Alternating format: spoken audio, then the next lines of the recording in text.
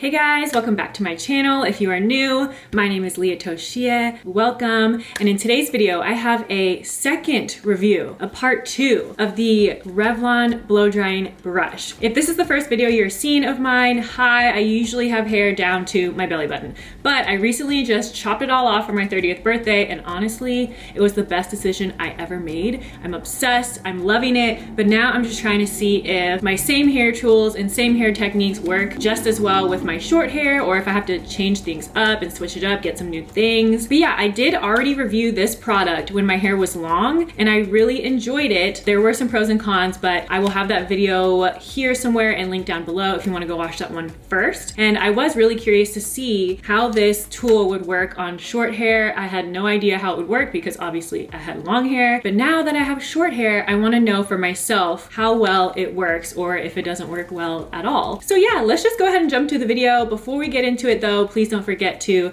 subscribe to my channel, give this video a thumbs up, hit the notification bell so you can be notified every time I upload a video. Don't forget to follow your girl on Instagram. And if you want to know how the Revlon blow drying brush works on short, extremely thick, extremely coarse, Asian, black, hair that used to be curly and used to be kind of wavy, but now it's kind of not because I bleached the shit out of it, then just keep watching.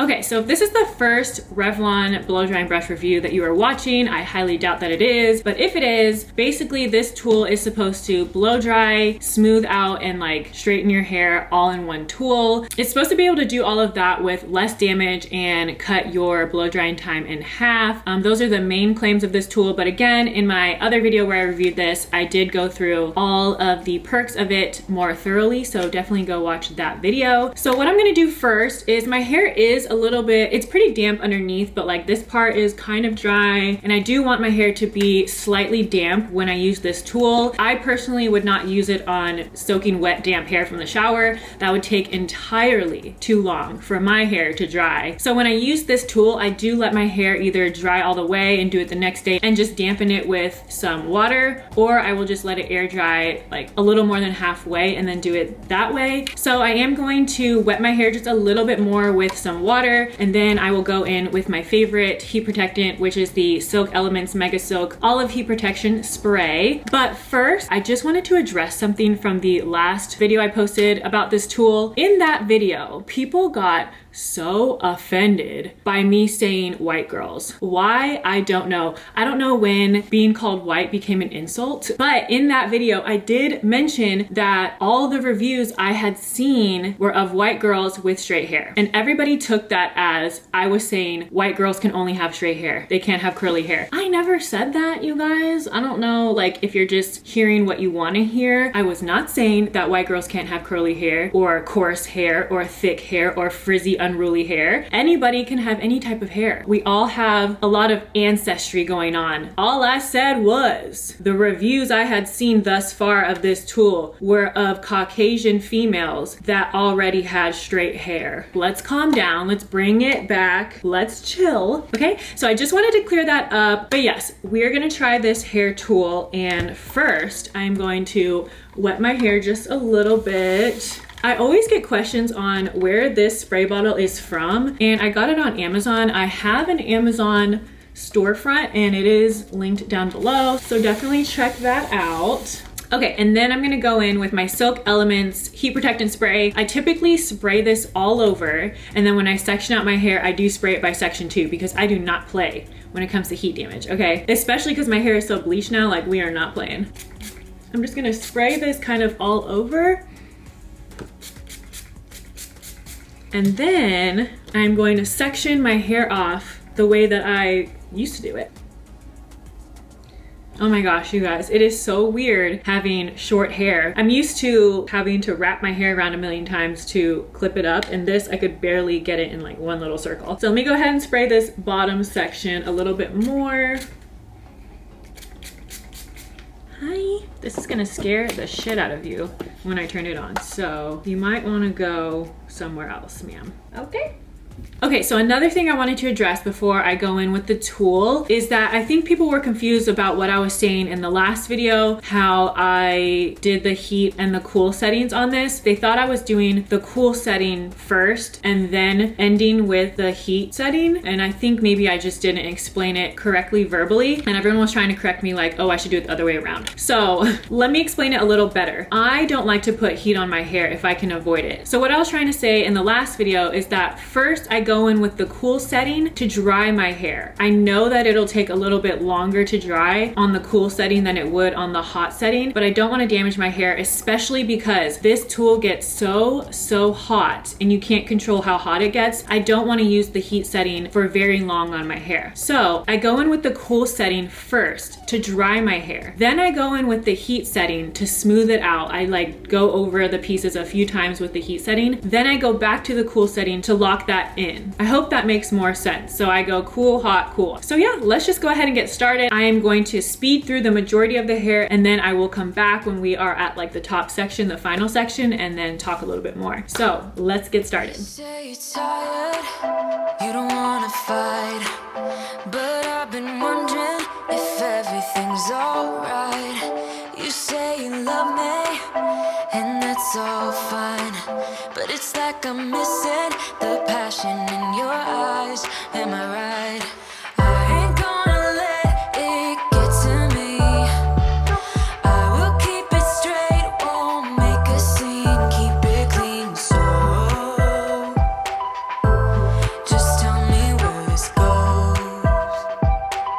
Now can you tell me if we're just killing time? Just tell me what you're thinking of. Okay, I was gonna just fast forward all the way through to the top, but I wanted to stop after this first section really quick because I'm shook. I don't know if you could tell by my facial expressions, but when I first started doing this bottom section, because the hair is so short, I literally was like, this is not about to work. Like, this is not gonna work. And then because this is so big, it was rounding it out like really big and really far, and I literally was just like, this is not it. But honestly, I'm super impressed. I thought it wasn't gonna smooth it out as well. I thought because there's no tension pulling the hair, if that makes sense. I don't know, I'm shook. I really was feeling real negative about it in the beginning there, but so far so good. So let's keep going. It's like I want us to go on, but not if we are done. Baby, all we're killing time.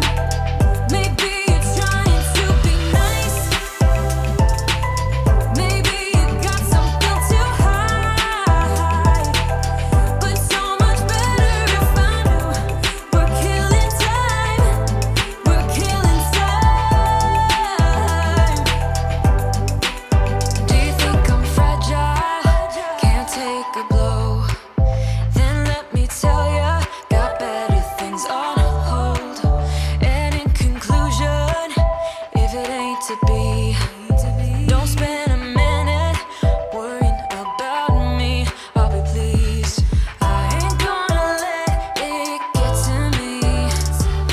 I will keep it straight, won't make a scene, keep it clean. So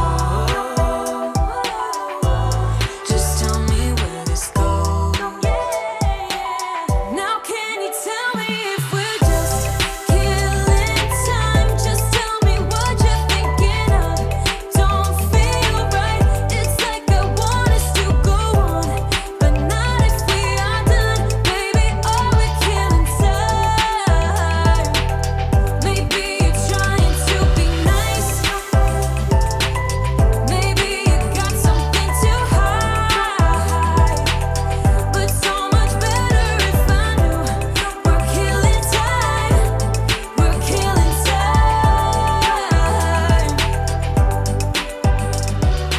All I'm gonna say. Okay, I am done blow drying and I feel like fucking Velma from Scooby-Doo. Is that her name? The one with the little boop?